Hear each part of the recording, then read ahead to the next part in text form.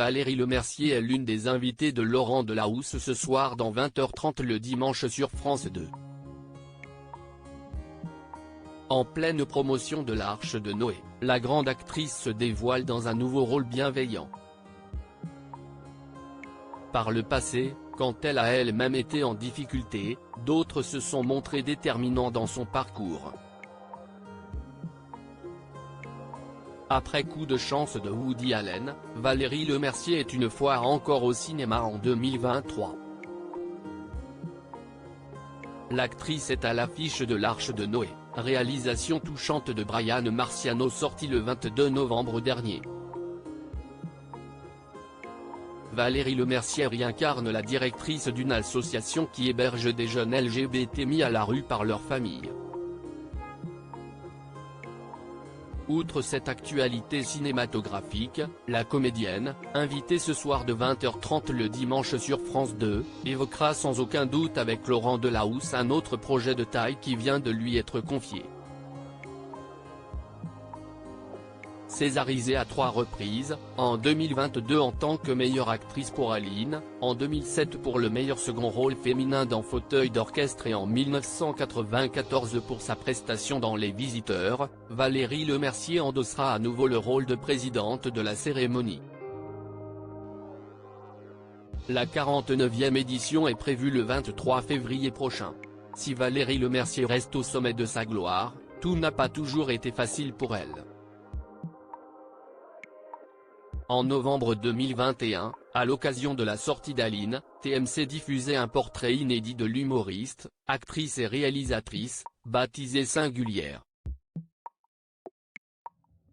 Dans le documentaire, Valérie Lemercier était revenue sur cette année de sa vie passée en hôpital psychiatrique. Un séjour d'1 an à Sainte-Anne dont elle a été à l'origine comme elle racontait.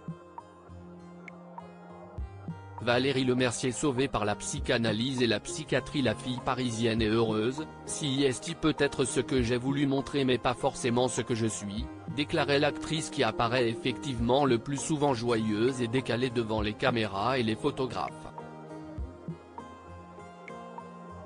La jeune femme qu'elle était quittait sa Normandie et la ferme de ses parents quand elle avait 18 ans et s'installait à Paris, des rêves plein la tête. Mais tout ne se passe pas comme prévu. Les petits boulots enchaînent à côté des cours de théâtre. Quand j'avais 23 ans, je ne vivais pas de mon art.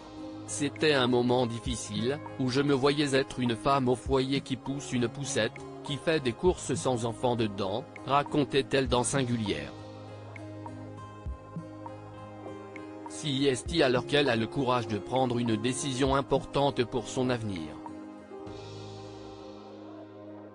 À 23 ans, je suis allée à l'hôpital Sainte-Anne toute seule, avec ma valise, pour qu'on me prenne.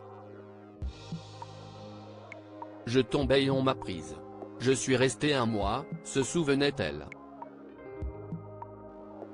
Un séjour bref mais suffisant pour remettre sa vie en perspective. Je suis une personne que la psychanalyse, que la psychiatrie a sauvée.